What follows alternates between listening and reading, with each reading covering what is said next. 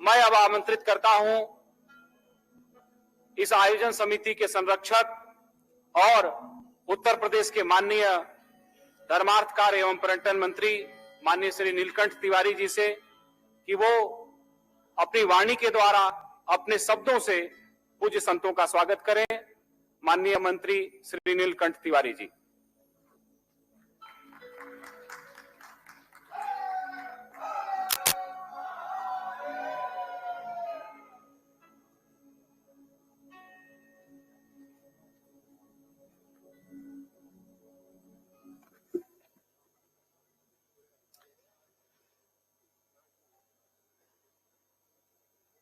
मंच पर विराजमान पूज्य संतगण को मैं शीश नवा करके प्रणाम करता हूं। सामने बैठे पूज्य संतगण को भी शीश नवाता हूं, प्रणाम करता हूं। अन्य विशिष्ट जन,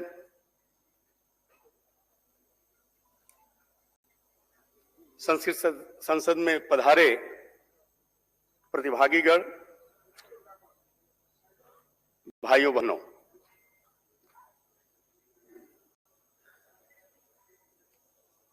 अविनाशी काशी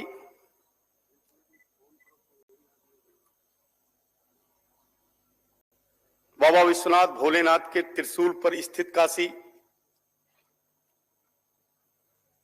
वह काशी जो किसी संस्कृतियों से भी पुरानी है, जहां पर जिसको पूर्ण तीर्थ का भी दर्जा प्राप्त है, जहां पर स्वयं सभी देवता अपने अंशों के साथ विराजमान रहते हैं। यहां पर 12 ज्योतिर्लिंग के अंश भी विराजमान हैं, 12 आदित्य भी हैं, 11 विष्णु भी हैं, 9 देवी भी हैं, 9 गौरी भी हैं, 8 भैरव भी हैं, 8 विनायक भी हैं, 8 प्रधान विनायक भी हैं, 56 विनायक भी हैं, चारों धाम सभी देवी देवताओं के अंश विराजमान हैं। विश्व की सांस्कृतिक राजधानी के रूप में जिस काशी को प्रतिष्ठा प्राप्त है,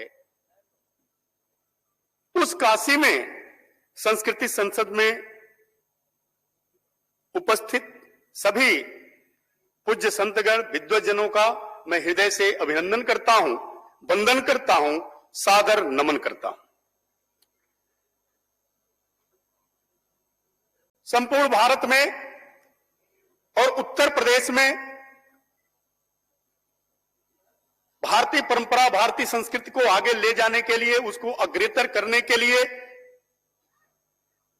आप सबके मार्गदर्शन में लगातार कार्य किए जा रहे हैं। अभी कल दिल्ली में रहना हुआ, अत्यंत गौरव की अनुभूति हुई जब यह ज्ञात हुआ कि 107 साल पूर्व काशी से कहीं से पानपुरा की मूर्ति चोरी हुई थी और कनाडा में ले जाकर के म्यूजियम में रखा गया था, और सत प्रयासों से आदरणीय प्रधानमंत्री जी नरेंद्र भाई मोदी जी के सत प्रयासों से वो मूर्ति भारत आ पाई।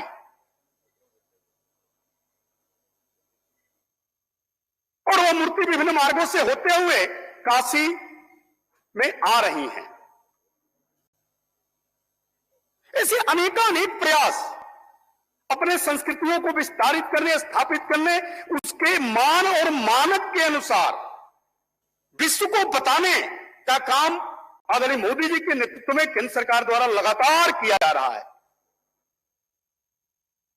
हमने कहा नहीं कि हमारी संस्कृति है, लेकिन हमने बताया कि यह संस्कृति ही आपके लिए लाभकारी है और इसको ही लेकर के आप आगे बढ़ें। तभी तो योग को संपूर्ण विश्व ने अपना लिया। संधारणीय विकास की अवधारणा को संपूर्ण विश्व ने प्रतिस्पर्धा के साथ अपनाने का काम किया है। यह हमारी अवधारणा है। हम जिस चीज का उपयोग करते हैं उस चीज को नष्ट नहीं होने देते, उस चीज की वास्तविकता, उसके स्वरूप को बना करके अगली पीढ़ी भी उसका लाभ ले सके, उसकी वास्तविकता को नष्ट न होने दिया जाए, यह भाव लेकर के प्रारंभ से ही भारतीय संस्कृति, भारतीय परंपरा, भारतीय विशिष्टता जो रही है यह कि हम उसको लेकर के आगे बढ़ते रहे हैं। यही तो हम कह रहे हैं पूरे विश्व में। आज उत्तर प्रदेश में गौरव होता है यह बात कहने में कि पूज्य संतों के, आप लोगों के मार्गदर्शन में हमारे जो आध्यात्मिक स्थल थे, जो अपनी दिव्यता को समेट करके अपने पास रखे हुए थे, उनकी भव्यता को आगे बढ़ाने का काम उत्तर प्रदेश के यशस्वी मुख्यमंत्री आदरणीय योगी आदित्यनाथ महाराज जी के नेतृत्व में हो रहा है। ब्रज क्षेत्र में 216 ऐसे आध्यात्मिक स्थलों का विकास हो चुका है। शोक तीर्थ पर भी विकास हुआ, गढ़मुक्तेश्वर पर भी काम हुए, पूज्य धाम अयोध्या। आज तो अत्यंत गौरव होता है कि आप लोगों के आशीर्वाद, आप लोगों की मंशा के अनुकूल 77वीं लड़ाई में विजय प्राप्त करके जब सुप्रीम कोर्ट ने आदेश दिया केंद्र सरकार को कि ट्रस्ट गठित किया जाए, आप कुछ संतों के मार्गदर्शन, नेतृत्व और निर्देश में ट्रस्ट का गठन होकर के फिर राम जन्मभूमि पर भव्य और दिव्य राम मंदिर का निर्माण प्रचलित है। यही नहीं, अयोध्या धाम को, अयोध्या नगरी को विश्व की सबसे सुंदरतम नगरी बनाने के लिए, उसकी प्रतिष्ठा को पुनर्स्थापित करने के लिए 2017 में ही आदरणीय योगी जी की सरकार ने आप सबके मार्गदर्शन में भव्य दीपोत्सव का आयोजन किया, प्रारंभ किया। और गौरव होता है कहने में कि 2017 में जो दीपोत्सव शुरू हुआ 51,000 दीपक से प्रारंभ किया गया था। इस बार 9 लाख से ज्यादा, 9.5 लाख के आसपास दीपक जला करके विश्व कीर्तिमान बनाने का काम अयोध्या धाम में किया गया है। अयोध्या धाम में हजारों करोड़ की परियोजनाएं, आदरणीय विनय जी भाई साहब यहां पर हैं, एक एक विषय को बहुत सघनतापूर्वक वहां पर देखते हैं, विचारित करते हैं। हजारों करोड़ की परियोजनाएं आध्यात्मिक विकास के साथ साथ जो भौतिक जरूरतें हैं उसको लेकर के, चाहे सड़कों का चौड़ीकरण हो, एयर कनेक्टिविटी हो, अस्पताल हो, मेडिकल कॉलेज हो, स्पोर्ट्स से जुड़े हुए चीज हो, होटल्स हो, धर्मशालाएं हो, गेट, इन सभी चीजों को लेकर के काम प्रारंभ हो चुका है। और 200 से ज्यादा आध्यात्मिक और पर्यटन के स्थलों का वहां पर विकास प्रचलित है। 14 कोसी परिक्रमा, 5 कोसी परिक्रमा, 84 कोसी परिक्रमा, सभी परिक्रमा के मार्ग में पड़ने वाले ऐसे आध्यात्मिक स्थलों के विकास की योजना पर काम चल रहा है। चित्रकूट 2019 में मंत्री होने के बाद जब दायित्व आप लोगों के आशीर्वाद से प्राप्त हुआ तो मैं गया था चित्रकूट। वहां पर लोगों का एक कहना था कि उस पार मध्य प्रदेश में जो घाट है वो जागृत दिखाई देता है और इधर का घाट जागृत नहीं दिखाई देता है। इसलिए आज आप सबके आशीर्वाद से माननीय मुख्यमंत्री योगी आदित्यनाथ जी के नेतृत्व और मार्गदर्शन में अभी कुछ दिन पहले ही मध्य प्रदेश के संस्कृति और पर्यटन से जुड़े हुए जो वहां के अधिकारी हैं उनकी बैठक मैंने किया था। उन्होंने कहा कि वहां पर अब सुनसान लगता है और इस पार के घाट, इस पार के विकास की योजनाएं, इस पार के आध्यात्मिक स्थलों की विकास की योजनाएं काफी आगे बढ़ चुकी हैं, काफी सुंदर लग रही हैं। वाल्मीकि धाम का विकास हो रहा है, तुलसीदास जी के स्थल का विकास हो रहा है, लक्ष्मण झूला चल चुका है, कामदगिरी परिक्रमा पथ का काम हो चुका है। ऐसे बहुत से काम, अनेक काम, चौड़ी सड़कें चित्रकूट में दिखाई देती है। रामायण में सखा भक्ति के प्रतीक निषाद राजगुरु को कौन नहीं जानता। सिंगवेरपुर धाम प्रयाग में ही महाराज श्री पूज्य शंकराचार्य महाराज जी का वहां पर आशीर्वाद भी प्राप्त होता रहता है। छोड़ दिया गया था। नीम के पेड़ के नीचे श्रद्धालु जो आते थे वहां पर सोते थे, बैठते थे, रहते थे, बैठने का जगह नहीं था। इतनी खराब स्थिति थी।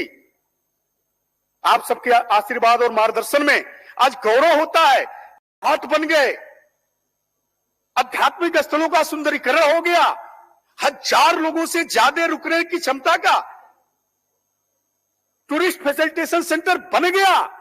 और अभी निषाद राजगुरु के स्मृति में एक पावन उपवन का निर्माण वहां पर प्रचलित है, जिसमें महाराज गुरु और प्रभु श्री राम के गले मिलते मूर्ति जो वाल्मीकि रामायण में दिखाई गई है, उस मूर्ति को लगाने का काम, 51 फुट की मूर्ति को लगाने का काम वहां पर प्रचलित है। प्रयागराज कुंभ छुपा नहीं आप सबसे। प्रयागराज कुंभ क्या होता था? कुंभ जब लगता था तो कुंभ में विभिन्न प्रकार की समस्याएं उत्पन्न होती थी। गौरव होता है कहने में कि 24 करोड़ से ज्यादा लोग आए और एक पिक पॉकेटिंग भी नहीं हुई।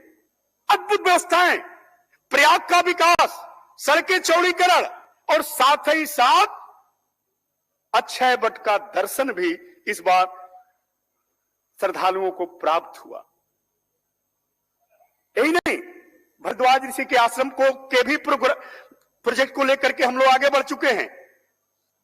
लक्षागिरी का काम पूर्णता की ओर है। अन्य काम ऐसे आध्यात्मिक स्थलों के विकास की योजनाओं पर काम चल रहा है। बगल में विंध्यधाम लाखों की संख्या में श्रद्धालु आते थे, उसका काम अग्रतर है और बहुत तेजी से चल रहा है। नैमिषारण्य के भी विकास का काम चल रहा है। और पुण्य भूमि काशी, श्री विश्वनाथ धाम के कार्य हो या घाटों का सुंदरीकरण हो, मां गंगा का निर्मलीकरण हो, ऐसे अनेक कार्य काशी में भी चल रहे हैं। सभी आध्यात्मिक स्थल, देवी पाटन, गोरखपुर, जहां भी देख लीजिए विभिन्न आध्यात्मिक स्थलों पे काम चल रहे हैं। और साथ ही साथ इन प्रमुख स्थलों के साथ साथ पूरे प्रदेश में 1000 से ज्यादा ऐसे आध्यात्मिक स्थलों का पर्यटन विभाग ने माननीय मुख्यमंत्री जी के मार्गदर्शन में विकास या तो कर दिया है या इस महीने के अंत तक सभी स्थलों का विकास होकर के एक साथ लोकार्पण होगा। और उसकी योजना को प्रत्येक विधानसभा को केंद्र बिंदु बना करके एक विधानसभा में जो भी पर्यटन के ऐसे आध्यात्मिक मंदिर थे, कुंड थे, जो आध्यात्मिक थे, सबके विकास की योजनाओं पर काम चल रहा है। सब आप सबके आशीर्वाद से चल रहा है। और संस्कृतियों को जो हमारी संस्कृति थी, उस संस्कृति को आगे बढ़ाने का काम, अपनी परंपराओं को आगे बढ़ाने का काम, अपनी विशिष्टता को लोगों को बताने का काम पूरे विश्व में आदरणीय मोदी जी द्वारा और उत्तर प्रदेश में आदरणीय योगी जी के नेतृत्व में लगातार किया जा रहा है। आप सबका आशीर्वाद लगातार इस तरह प्राप्त होता रहे, यह आप सबसे प्रार्थना पूर्वक निवेदन है, आग्रह है, शीश झुका करके प्रार्थना है। पुनः आप सबका हृदय से अभिनंदन करता हूं, वंदन करता हूं। काशी में आप सबका स्वागत करता हूं। बहुत बहुत धन्यवाद।